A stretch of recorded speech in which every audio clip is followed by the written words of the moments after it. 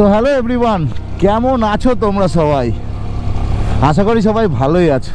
আমাদের channel ride with অভিষেকের আরেকটা ট্রাভেল সিরিজে তোমাদের সবাইকে স্বাগত। দীর্ঘ বহু দিনের প্রতীক্ষার পর আজকে প্রায় 1.5 বছর বাদে আমরা রাইডে বেরিয়েছি, লং রাইডে, অ্যাডভেঞ্চার রাইডে। তো চলো আর ওয়েট না করে এগোতে থাকি। অলরেডি আমরা ইস্টার্ন মেট্রোপলিটন বাইপাসে উঠে গেছি। আজকে আমরা যাচ্ছি কলকাতা থেকে শিলিগুড়ি, চতুর্থবারের মতো। কোথায় যাচ্ছি, কোথায় অ্যাডভেঞ্চার করছি, আমাদের অ্যাকচুয়াল ডেস্টিনেশন কি, সেটা কিন্তু সারপ্রাইজ রইল। সেটা কিন্তু তোমরা জানতে পারবে নেক্সট ভিডিওতে। তা তোমরা কিন্তু ভিডিওটা দেখো, আর তোমরা কিন্তু কমেন্ট বক্সে অবশ্যই জানিও যে আমরা কোথায় যেতে চলেছি। আমরা অলমোস্ট 4:10-15 বেরিয়েছি। ইচ্ছা ছিল আরও সকালে বেরোনোর, বাট সত্যি বলছি প্রচণ্ড গরম। আর এতদিন বাদে রাইডিং জ্যাকেট, রাইডিং প্যান্ট সব পরে একদম ইউনিফর্ম পরে বেরোতে গিয়ে কিন্তু গরমে হালত খারাপ হয়ে গেছে। তো গতকালই আমি আমার বাইকে ফুল ট্যাঙ্কি করে রেখেছিলাম যাতে সকালবেলায় এই একটা ঝামেলা না থাকে। আজকে টোটাল ডিস্টেন্স 560 থেকে 580 কিলোমিটারের ভিতরে। তো দেখতে দেখতে আমরা সায়েন্স সিটি চলে এসেছি। এখনও অন্ধকার কাটেনি, এখনও কলকাতা শহরে আলো ফুটতে অনেক সময় আছে। এই ফাঁকা রাস্তায় যতটা এগিয়ে যাওয়া যায় এগিয়ে যাই। তো দেখতে দেখতে বিরাটি চলে আসলাম। ডান দিকে এয়ারপোর্ট, হালকা হালকা আলো উঠে গেছে, সানরাইজ হতে চললো। এখন অ্যাপ্রক্সিমেট 5:10-15 বাজে। সামনে 1-2 কিলোমিটারের মধ্যে মধ্যমগ্রাম। মোটামুটি লরির কিন্তু একটা প্রেশার এসে গেছে। ভেবেছিলাম এই সিগন্যালটা খেতে হবে না, কিন্তু কপালটা খুব একটা ভালো এই বেলায় ঠেকলো না।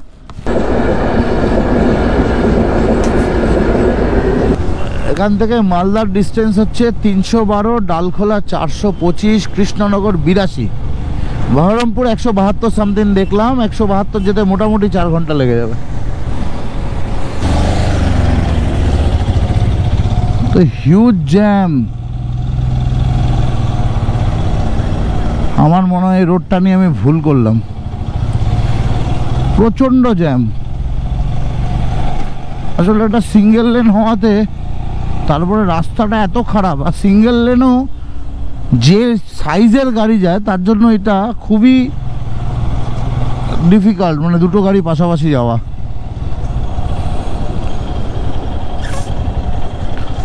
কি সুন্দর সানরাইজ হচ্ছে, ও বাবা। প্রায় 15 কিলোমিটার মতো সিঙ্গেল লেনে চালানোর পরে এই ফাইনালি আমরা 4 লেন হাইওয়ে পেয়ে গেছি। এখান থেকে রানাঘাট প্রায় 29 কিলোমিটার, আর কৃষ্ণনগর অলমোস্ট 50-60 কিলোমিটার হবে হয়তো। চলো, এখন ভালো রাস্তা পেয়ে গেছি। লাস্ট টাইম যখন এসেছিলাম রানাঘাটের অবস্থা খুব খারাপ ছিল, মানে কি ছিল বিভীষিকা, তা কাকে কি বলবো। তখন রাস্তা তৈরি হচ্ছিল, এখন তো দুর্ধর্ষ রাস্তা।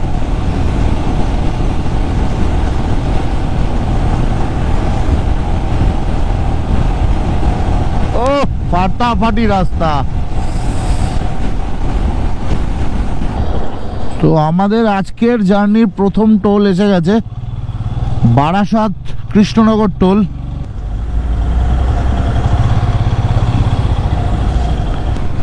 সম্ভবত আমরা রানাঘাট ঢুকছি। আর 3.2 কিলোমিটার হচ্ছে রানাঘাট। একটা কোথাও দাঁড়িয়ে একটু চা খাবো বা একটু কোমরটাকে একটু স্ট্রেচ করব। তো মোটামুটি বাড়ি থেকে 100 কিলোমিটার রাস্তা ক্রস করে আমরা রানাঘাট পৌঁছেছি। আমরা বাড়ি থেকে বেরিয়েছিলাম 4:15, এখন বাজে 6:23, মানে 2 ঘন্টা 15 মিনিট মতো লেগেছে আমাদের এখানে পৌঁছাতে। তো এখন বাজে 6:45, এখানে অ্যাপ্রক্সিমেট 15 মিনিট মতো থাকলাম, একটু চা খেলাম, আবার রওনা দিয়ে দিলাম। এখান থেকে 30 কিলোমিটার হচ্ছে কৃষ্ণনগর, আর এখান থেকে বহরমপুর পাপ্পু ধাবা মোটামুটি 100-120 কিলোমিটার রাস্তা। আমি চেষ্টা করব পুরোটা একটানে চলে যাওয়ার। ওখানে গিয়ে ব্রেকফাস্ট করব, তারপরে যেরকম যাওয়া যায় যেতে থাকবো। এই আন্ডারপাসটা ক্রস করা মানে মোটামুটি কৃষ্ণনগর পৌঁছে যাওয়া। সোজা শিলিগুড়ি রোডে যাচ্ছে, বাঁদিকের রাস্তায় ঘুরলে কৃষ্ণনগর, নবদ্বীপ, ইস্কনের মন্দির সব বাঁদিকে পড়বে। এই যে এটা দিয়ে চলে যেতে হবে। আর আমরা স্ট্রেট উপর দিয়ে বেরিয়ে যাবো।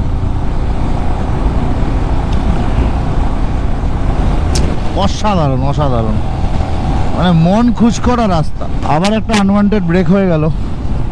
টপ বক্সটা আমার যেটা ছিল সেটা লুজ হয়ে গেছিলো, দাঁড়িয়ে ওটাকে ঠিক করলাম।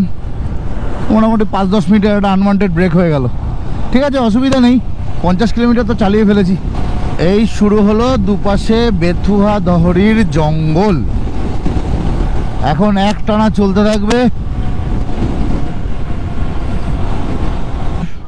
বাবা এ কোথায় যাচ্ছে ভাই?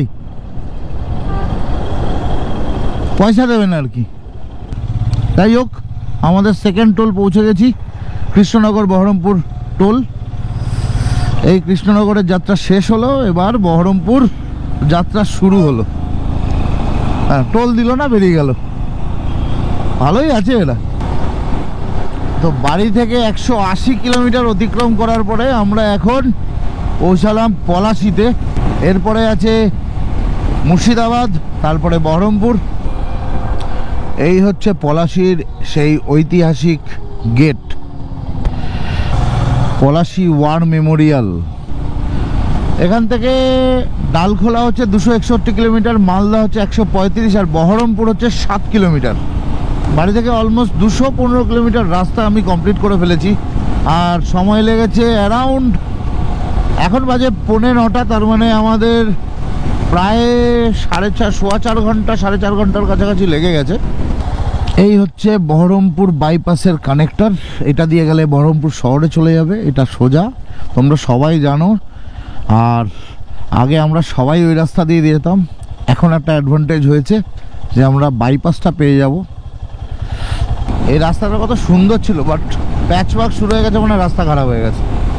তো যেটা বলছিলাম যে শহরের ভিতর দিয়ে এই রোডটায় যেতে কম করে 1 ঘন্টা টাইম লাগবে, কম করে 1 ঘন্টা। সেটা হয়তো খুব বেশি হলে এখানে 15 মিনিট সময় লাগবে। রাস্তার অবস্থা কিন্তু আগের মতো আর নেই।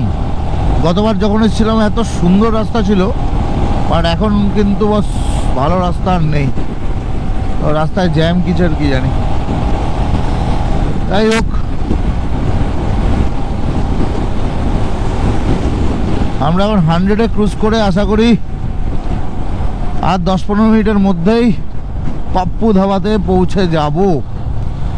আজকের রাইডের থার্ড টোল এসে গেছে, বহরমপুর ফারাক্কা টোল।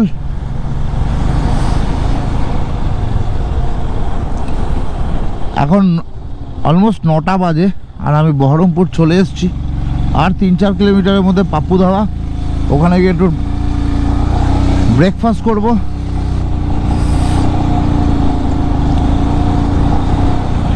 আজকে রাইড ফাটাফাটি হচ্ছে।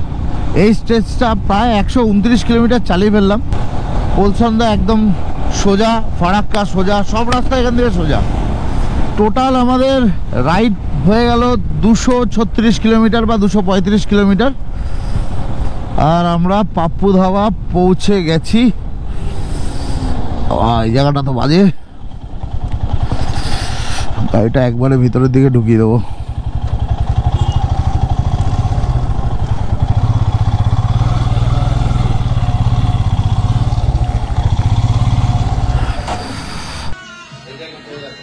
তো বন্ধুরা, পাপ্পু ধাবাতে এসে রুটি, আলু পটল ভাজা আর অমলেট নিয়ে নিয়েছি।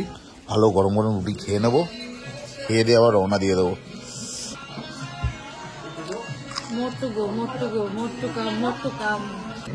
চলো তাহলে তাড়াতাড়ি খেয়ে নিই, খেয়ে দিয়ে আবার back to bike, back to ride. সকালবেলা এরকম ফ্রেশ খাবার এটাই ভালো। গরম গরম রুটি, আলু পটল ভাজা আর ডিম। পাপ্পু ধাবা থেকে খেয়ে বেরিয়ে সাডেনলি বৈদিকদের সাথে দেখা হয়ে গেল। ওর একটা গ্রুপ মেম্বার এখানে দাঁড়িয়ে ছিল, তো ওকে দেখে আমরাও দাঁড়িয়ে গেছি। শিলিগুড়ি অবধি ওরা আমাকে বললো একসাথেই যেতে।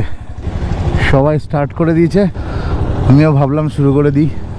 তো বন্ধুরা, আমাদের এই ট্রিপের 4th টোল আমরা ক্রস করতে চলেছি, বহরমপুর ফারাক্কা টোল। দেখো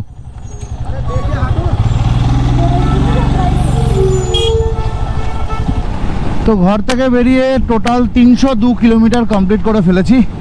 ফারাক্কা আমি যেখানে রয়েছি সেখান থেকে আর অ্যাপ্রক্সিমেটলি 18-19 কিলোমিটার বাকি। এখন অ্যাপ্রক্সিমেট 12টা হবে, 12:30 নাগাদ ফারাক্কা পৌঁছে যাব। ফারাক্কা ব্রিজের আগে রাস্তা কিন্তু ভয়ানক খারাপ, ভয়ানক খারাপ। একদিকে রাস্তা কাজ চলছে, একটা রাস্তাকে ডবল লেন করে রেখে দিয়েছে, তার মধ্যে গাড়ি ঢুকে যাচ্ছে। রাস্তাগুলোরও কন্ডিশন খুব একটা ভালো বলে দেখতে পাচ্ছি না, খুব খারাপ। তার মধ্যে প্রচণ্ড রোদ, প্রচণ্ড টেম্পারেচার, গরমে তার মধ্যে হেভি কষ্ট হচ্ছে। লিটারালি 20-তে চালানো যাচ্ছে না গাড়ি, যা তা রাস্তার অবস্থা।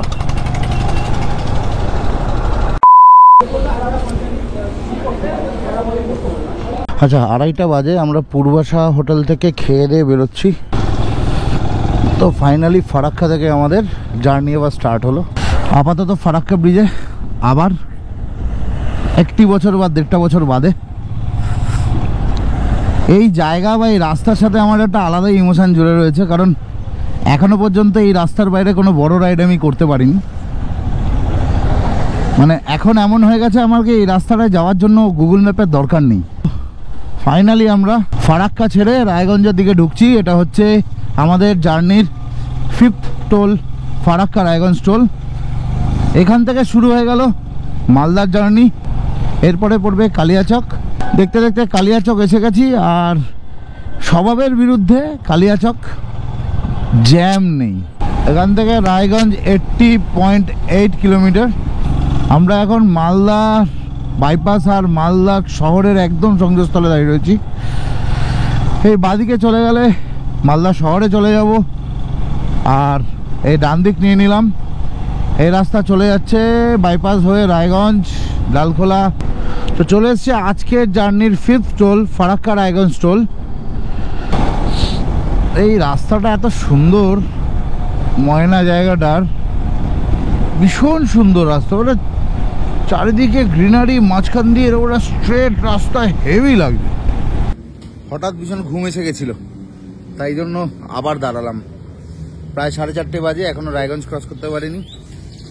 একটু রেস্ট নিচ্ছি, চোখটা পুরো জুড়িয়ে এসেছিল। একটু চা খেতে দাঁড়ালাম, একটু ফ্রেশ হলাম, মুখে চোখে জল দিলাম, আবার রওনা দেব। এখন বাজে 4:30, আর আমাদের মাত্র 400 কিলোমিটার কমপ্লিট হয়েছে। তো বন্ধুরা, ফাইনালি আমরা রায়গঞ্জ চলে এসেছি। এখান থেকে ডালখোলা আরো 52 কিলোমিটার। আর প্রথমবার আমি রায়গঞ্জ বাইপাসে উঠছি।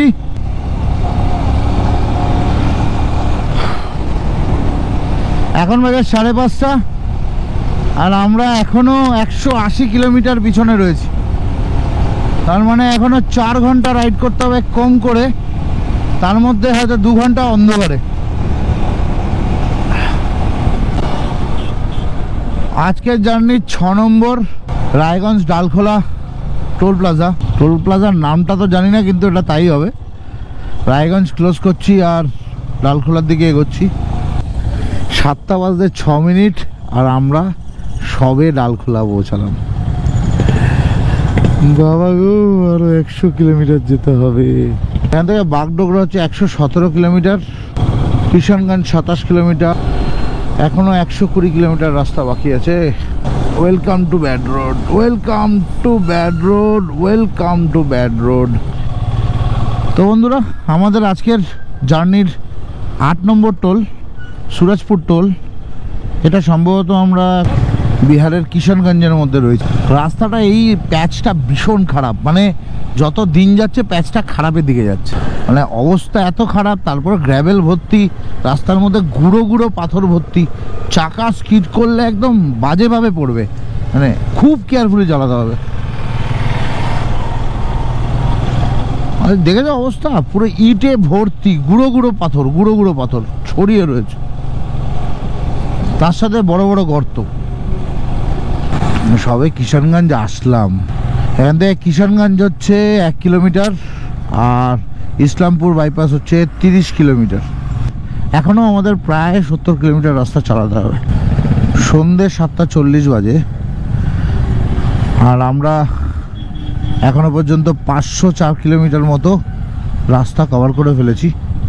এখনো প্রায় 70-80 কিলোমিটার রাস্তা যেতে হবে হোটেল অবধি হিসাব করলে। রাস্তার অবস্থা অতীব জঘন্য, লেয়ারের পর লেয়ার জলটা উঠে রয়েছে রাস্তা থেকে। শিলিগুড়ি এখনো 100 কিলোমিটার, গুয়াহাটি হচ্ছে 553 কিলোমিটার, শিলচর হচ্ছে 850 কিলোমিটার।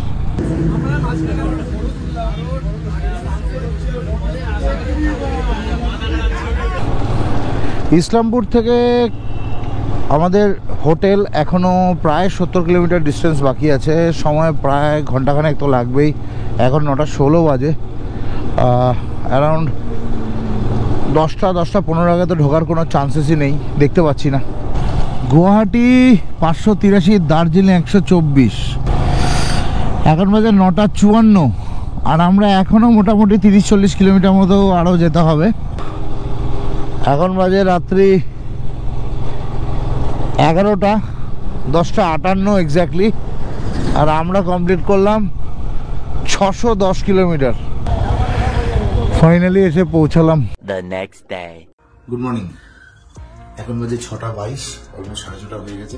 তো আজকে হচ্ছে রামনবমী, আর এই রামনবমীর জন্য এই শিলিগুড়িতে অনেক রকমের রেস্ট্রিকশনস করে দিয়েছে, প্রচুর নো এন্ট্রিস রয়েছে। তো গতকালই পুলিশের তরফ থেকে একটা কমিউনিকেশন এসছে যে আমাদেরকে অনেক সকালে বেরিয়ে যেতে হবে, কারণ 8টার পর থেকে তারা নো এন্ট্রি হয়ে যাবে। তো রাত্রি 12:30-12টায় এসে 1টার সময় শুয়ে, 1টা-1টায় শুয়ে সকালবেলা উঠে আবার বেরোনো অনেক রকমের একটা হার্ডেল ছিল, তাই জন্য কালকে আমরা আর ব্লগটাকে এন্ড করিনি। তো এই ভিডিওটা এখানে শেষ করছি। এই ভিডিওটার পর থেকে শুরু হবে আবার আজকের জার্নির গল্প। যদি তোমাদের এই ভিডিওটা সত্যি ভালো লেগে থাকে অবশ্যই একটা লাইক দিয়ে দিও। আর যারা ভিডিওটা দেখলে তারা কিন্তু গেস করে জানিও আমাদের এই ট্রাভেল সিরিজটা কোথায় হতে চলেছে। তো আশা করবো যারা এখনো পর্যন্ত সাবস্ক্রাইব করোনি তারা সাবস্ক্রাইব করবে। এই ট্রাভেল সিরিজটার সাথে অবশ্যই কিন্তু জুড়ে থেকো। চলো টাটা, আবার দেখা হচ্ছে নেক্সট ব্লগে।